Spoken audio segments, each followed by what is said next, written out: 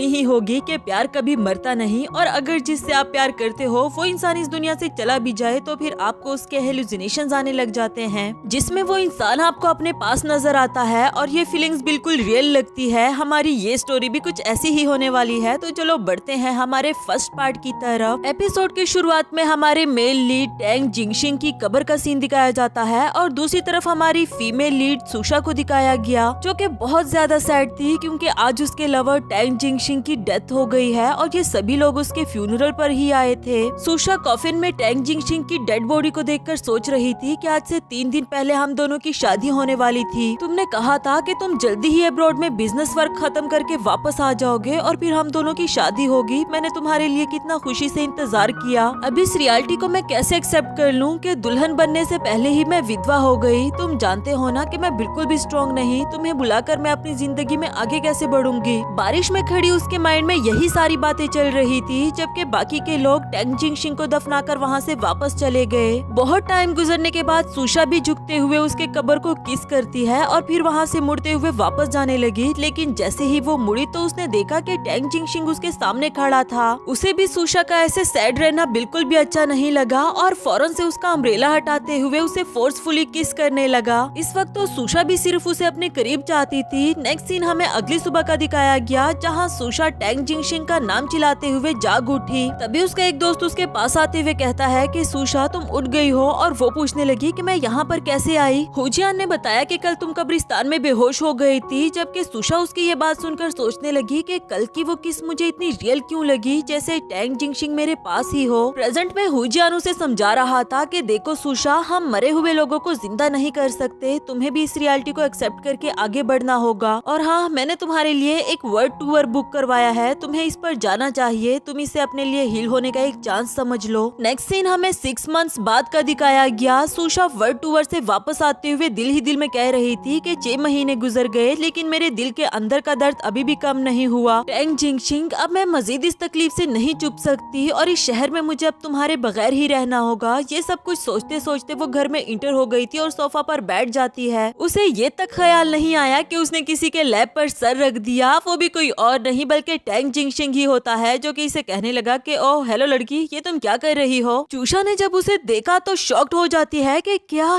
फिर से hallucination, please तुम मत बोलो। और फिर जल्दी से अपने फोन में सर्च करने लगी कि हेलुसिनेशन क्या है और क्यों होता है, जिससे उसको पता चला कि अगर आपको हेलुसिनेशंस आते हैं तो बहुत चांसेस है कि आपको सिजोफ्रेनिया हो गया हो। अब वो टैंग जिंगशिंग को देखकर सोच रही थी कि क्या मैं सच में बीमार हूँ, और उसे हाथ लगाकर टच करने की कोशिश करने लगी। वो भी इसे हैरानी से देखते हुए पूछने लगा कि क्या तुम सच में हुआ रुई हो, जबकि सुशा अपने कान बंद करते हुए कहने लगी कि नहीं नहीं, मैं तुम्हें नहीं सुन रही, मैं जानती हूँ कि ये झूठ है। टैंग जिंगशिंग उसे पागल लड़की कहते हुए वहाँ से जाने ही वाला था, जबकि सुशा उसे हक करते हुए कहने लगी कि तुम जानते हो मैं तुमसे बहुत प्यार करती हूँ, लेकिन अब तुम इस दुनिया में नहीं रहे, मुझे इस रियलिटी को भी एक्सेप्ट करना होगा, वरना तो मैं सच में ही पागल हो जाऊंगी। तभी दूसरी तरफ से उसकी स्टेप मॉम न्यानची आते हुए कहने लगी कि न्यान भाई, क्या ये तुम हो। सुशा सुनकर हैरान हो गई कि क्या आपको ये लड़का नजर आ रहा है। न्यानची अभी भी न्यान भाई से कह रही थी कि भाई अगर तुम वापस आ गए थे तो तुमने मुझे बताया क्यों नहीं। सुशा हैरान हो जाती है कि भाई क्या ये तुम्हारा भाई है, ये टैंग जिंगशिंग की तरह क्यों लग रहा है। न्यानची को ऐसा बिल्कुल भी नहीं लग रहा था, इसलिए वो उसकी बात को इग्नोर कर देती है और कहती है कि तुम भी वापस आ गई हो तो चलो हमारे साथ ही डिनर कर लेना। और हाँ, इनसे मैं तुम्हें अच्छे से इंट्रोड्यूस करवा दूं, ये मेरा भाई न्यान भाई है, अब रिश्ते में तुमसे बड़ा है तो तुम्हें इसे अंकल कहना चाहिए। सुशा उसे देखते दिल ही दिल में सोच रही थी कि ये लड़का हूबहू टैंग जिंगशिंग की तरह कैसे दिख सकता है और अब मैं इसे अंकल क्यों कहूँ।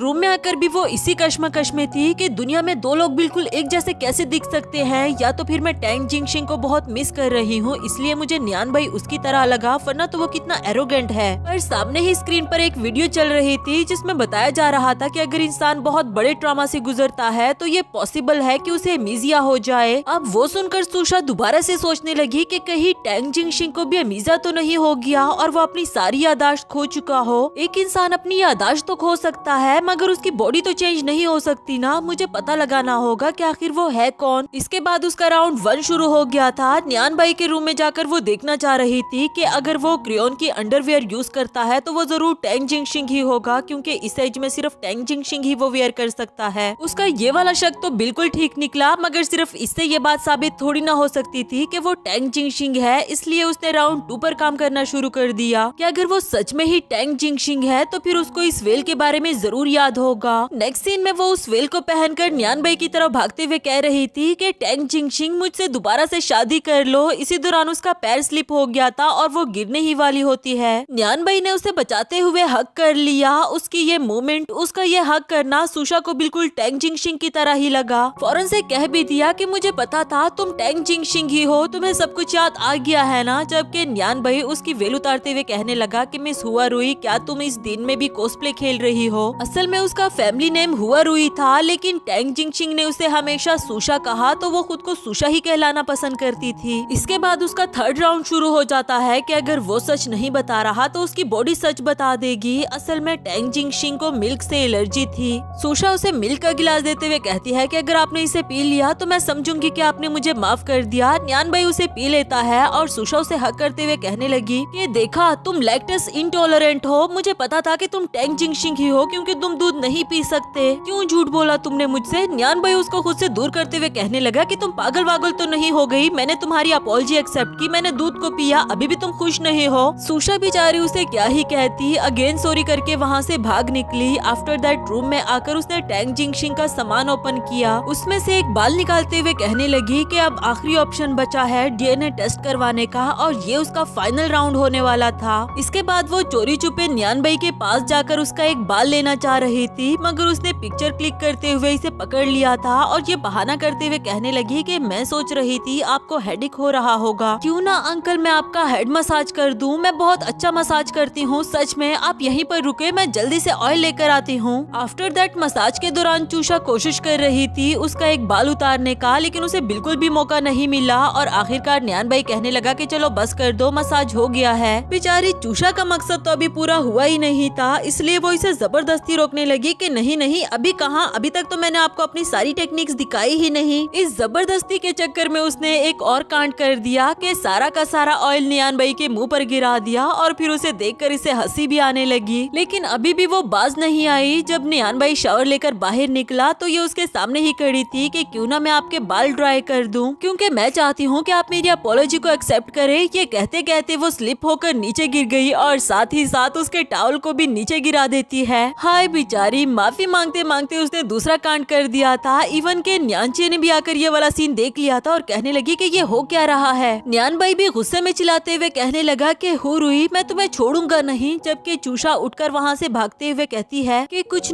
नहीं, मैं तो बस यहाँ से गुजर रही थी और उसका टॉवल नीचे गिरा पड़ा था। नेक्स्ट सीन में न्यान किसी आदमी का पीछा कर रहा था जो कि किसी लड़की से बात करते हुए कह रहा होता है कि आप फिक्र नहीं करें, हम हुआ ग्रुप को पूरी तरह से रॉइन करने का प्लान बना चुके हैं। हुआ ग्रुप सुशा के डैड की कंपनी थी, मगर न्यानबई को उसमें क्या इंटरेस्ट है ये तो हमें आगे ही देखने को मिलेगा। खैर फिलहाल तो वो अपनी टेक्निक्स का यूज करते हुए उस आदमी के पॉकेट से उसका फोन निकाल लेता है और बाहर आकर अपनी कैप पहन दी, अपनी जैकेट भी चेंज कर ली ताकि उसे कोई पहचान ना सके। गाड़ी में बैठकर वो दिल ही दिल में सोच रहा था कि मुझे लगता था मैं धीरे धीरे करके अपना बदला ले लूंगा, लेकिन मिस हुरुई के वापस आ जाने की वजह से कहीं मेरा प्लान गड़बड़ ना हो जाए। अब मुझे जो भी करना है जल्द से जल्द करना होगा। आफ्टर दैट घर आकर वो अपनी सिस्टर से बात करते हुए कह रहा था कि मैंने चैट हिस्ट्री अच्छे से चेक कर ली, डायमंड बीट के डॉक्यूमेंट्स ऑफिस में नहीं बल्कि आपके हस्बैंड के स्टडी रूम में है। न्यानची बोली मगर वो तो हर वक्त लॉक रहता है। खैर तुम फिक्र नहीं करो, मैं किसी भी तरह मौका ढूंढकर चाबी निकाल लूंगी। और न्यानबई बोला कि ठीक है, मैं सब कुछ तुम पर छोड़ता हूँ। थोड़ी ही देर में न्यानची चाबियां लेकर पहुँच आई और वो कहती है कि डायमंड माइनिंग प्रोजेक्ट में हमारा सबसे बड़ा कंपटीटर हुआ ग्रुप ही है। एक बार हमें हुआ ग्रुप का नेक्स्ट स्टेप पता चल जाए तो फिर ये प्रोजेक्ट 100% हमारे हाथों में होगा। न्यानबई चाबी को साइड पर फेंकते हुए कहने लगा कि अभी तो मैं स्टडी रूम में जा नहीं सकता क्योंकि तुम्हारा हस्बैंड घर है। और वो कहने लगी कि कोई बात नहीं, कल हम दोनों बाहर जाने वाले हैं तो तुम पीछे से अपना काम कर देना।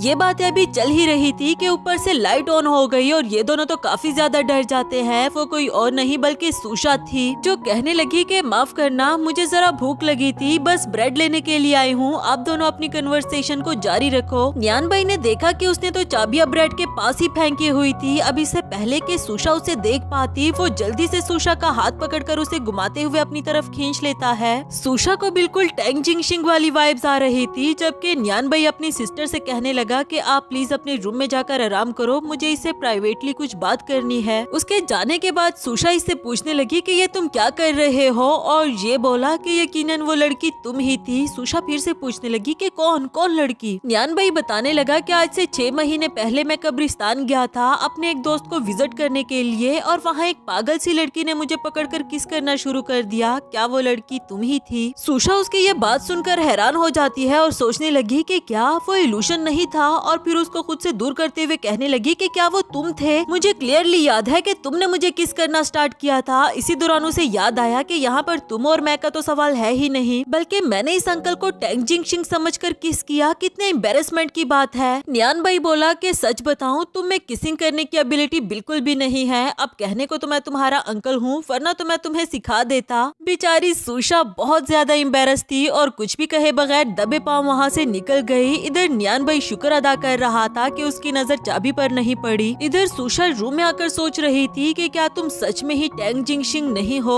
नेक्स्ट सीन हमें अगली सुबह का दिखाया गया। होजियान सुशा को उसकी बर्थडे पर सरप्राइज देता है और वो काफी ज्यादा खुश भी हो गई थी। पूछने लगी कि तुम्हें इस बार भी मेरी बर्थडे याद थी? वो बोला कि मुझे याद कैसे ना हो, आखिर ये दिन है ही तुम्हारे लिए इतना इम्पोर्टेंट। सुशा कहने लगी कि मुझे बहुत खुशी है कि इतने सालों से तुम मेरी लाइफ में हो, क्योंकि तुम हर बार मेरी बर्थडे को याद रखते हो। इसके बाद बातों ही बातों में सुशा कहने लगी कि वो देखो शूटिंग स्टार, जबकि होजियान को कुछ नजर नहीं आया। तो वो कहने लगा कि हो सकता है वो शूटिंग स्टार टैंग जिंगशिंग हो, वो भी तुम्हें वहाँ से देख रहा होगा और तुम्हें सैड देखकर वो बिल्कुल भी खुश नहीं होगा। उसकी ये बात सुनकर सुशा काफी ज्यादा सैड हो जाती है, जबकि होजियान उसे बर्थडे गिफ्ट देते हुए कहने लगा कि ये तुम्हारे लिए। देखने के बाद वो कहने लगी कि HRY यानी कि हुरुई, ये तो मेरा ही नाम है। वो बोला कि हाँ, मैं तुम्हें ये याद दिलाना चाहता था कि टैंग जिंगशिंग अब हमारे बीच में नहीं रहा, तो तुम्हें भी अब खुद को मिस सुशा नहीं कहना चाहिए। बेहतर होगा कि तुम भी सब कुछ भूलकर आगे बढ़ जाओ। सुशा को ये सब बातें अच्छी तो नहीं लग रही थी, लेकिन फिर भी उसका शुक्रिया अदा किया। नेक्स्ट सीन में न्यान भाई स्टडी रूम जाना चाह रहा था, मगर एंड टाइम पर सुशा घर पहुंच आई। अब उसे देखकर ये पूछने लगा कि तुम कहाँ थी इतनी रात को, इतनी देर से क्यों आ रही हो? ये बोली कि आपने इस तरह से मुझ पर नजर रखना कब से शुरू कर दी? और वो बोला कि अब तुम्हारे पेरेंट्स घर पर नहीं है, तो मैं तुम्हारा बड़ा हूँ, तुम्हारा अंकल हूँ, तो फिर मेरा फर्ज बनता है कि मैं तुम्हारी सेफ्टी का ख्याल रखूं। सुशा उसे जवाब देना तो नहीं चाहती थी, मगर फिर भी कहने लगी कि आज मेरी बर्थडे है और मैं फ्रेंड्स के साथ सेलिब्रेट कर रही थी। मिस्टर अंकल, क्या आपके लिए इतना जवाब काफी है? और फिर आगे चलने लगी। न्यान भाई सोच रहा था कि आज किसी भी तरह मुझे वो कॉन्ट्रैक्ट लेना होगा, तो दिल ही दिल में प्लान बनाकर उसे रोक लेता है कि अगर आज तुम्हारी बर्थडे है तो क्यों ना हम दोनों भी सेलिब्रेट करें। मैं यूएस से एक अच्छी वाली वाइन लेकर आया हूँ, चलो उस बोतल को ओपन करते हैं। सुशा भी इसके लिए मना नहीं कर पाई। नेक्स्ट सीन में काफी सारी वाइन पीने के बाद भी सुशा ड्रंक नहीं हुई, तो वो कहने लगी कि मेरे ख्याल से तुम्हें किसी ने अच्छी वाली वाइन कहकर स्कैम किया है, क्योंकि ये तो हमारे पास वाले स्टोर की ड्रिंक लग रही है। न्यान भाई बोला कि मुझे क्या पता था कि तुम इतनी अच्छी ड्रिंकर होगी, और दिल ही दिल में वो सोच रहा था कि हर हाल में इसका ड्रंक होना जरूरी है, वरना तो मेरा काम कैसे होगा। इसलिए वो कह देता है कि मेरे पास कुछ और वाइन भी है, चलो उसे ट्राई कर देते हैं। नेक्स्ट सीन हमें कुछ देर बाद का दिखाया गया, जहाँ सुशा पूरी तरह से ड्रंक हो चुकी थी। अब वो न्यान भाई को भी टैंग जिंगशिंग समझने लगी थी। उसे कहती है कि तुम्हें पता ही नहीं कि मैंने तुम्हें कितना मिस किया, जबकि न्यान भाई उसे खुद से दूर करते हुए कहने लगा कि तुमने तो कहा था कि तुम ड्रंक होती ही नहीं, तो फिर ये सब कुछ क्या है? और इसी दौरान उसका लॉकेट दूर जाकर गिरा। सुशा उसके पास जाकर उठाते हुए कहती है कि माय हनी लव, तुम्हें चोट तो नहीं लगी ना? मैं तुम्हें ब्लो करती हूँ, अब तुम्हें बिल्कुल भी पेन नहीं होगा। न्यान भाई उसकी ये हरकतें देख रहा था, जबकि इधर सुशा को टैंग जिंगशिंग की याद आई। आज से 1 साल पहले उसने खुद ही इस लॉकेट को डिजाइन करके सुशा को गिफ्ट में दिया था और वादा किया था कि मैं तुम्हारे लिए और भी कई सारे बनाऊंगा। दोनों ने मिलकर इसे हनी लव का नाम भी दिया था। प्रेजेंट में वो न्यान भाई की तरफ देखकर कहने लगी कि टैंग जिंगशिंग, तुम कितने बुरे हो, मुझसे राज छुपा कर रखते हो, लेकिन कोई बात नहीं, मुझे बुरा नहीं लगा क्योंकि मैं तुमसे प्यार करती हूँ। फिर उसके पास जाकर कभी उसके फेस को टच करती है और कभी उसके नेक को कि मैंने तुम्हें बहुत टाइम से नहीं देखा। न्यान भाई उसे धीरे धीरे करके रोकने की कोशिश कर रहा था, लेकिन बजाय रुकने के वो इसके गोद में आकर बैठ जाती है, ये कहते हुए कि मुझे तुम्हारे एब्स और तुम्हारे 6 पैक्स भी देखने हैं, क्या ये अभी भी पहले की तरह ही हैं? न्यान भाई उसके हाथ पकड़ते हुए कहने लगा कि हुरुई, अब अगर तुम दोबारा हिली तो मैं तुम्हें सब कुछ दिखा दूंगा। लेकिन वो बाज नहीं आती और कहने लगी कि तुम तो ऐसे कह रहे हो जैसे पहले मैंने कभी ना देखा हो। किसी हद तक तो न्यान भाई भी उसके लिए पिघल चुका था और उसे किस करने ही वाला होता है, मगर उससे पहले ही सुशा टुन हो गई। नेक्स्ट सीन में न्यान भाई स्टडी रूम की तरफ जाते हुए सोच रहा था कि अब हुरुई सो गई है तो मुझे सीरियस होकर अपना काम करना होगा। लॉकर से डायमंड माइनिंग कॉन्ट्रैक्ट के पेपर्स निकालकर उसकी पिक्चर्स क्लिक कर लेता है और फिर वहाँ से वापस जाने लगा। तभी उसने देखा कि सुशा उसके सामने खड़ी है और पूछने लगी कि तुम यहाँ क्या कर रहे हो और ये तुम्हारे हाथ में क्या है, तुम मुझसे क्या छुपा रहे हो, दिखाओ भी। नियान भाई किसी भी हाल में उसे पता चलने नहीं देना चाहता था और सोचने लगा कि अब मेरे पास एक ही रास्ता है। उसके दोनों हाथ पकड़ते हुए कहने लगा, मिस सुशा,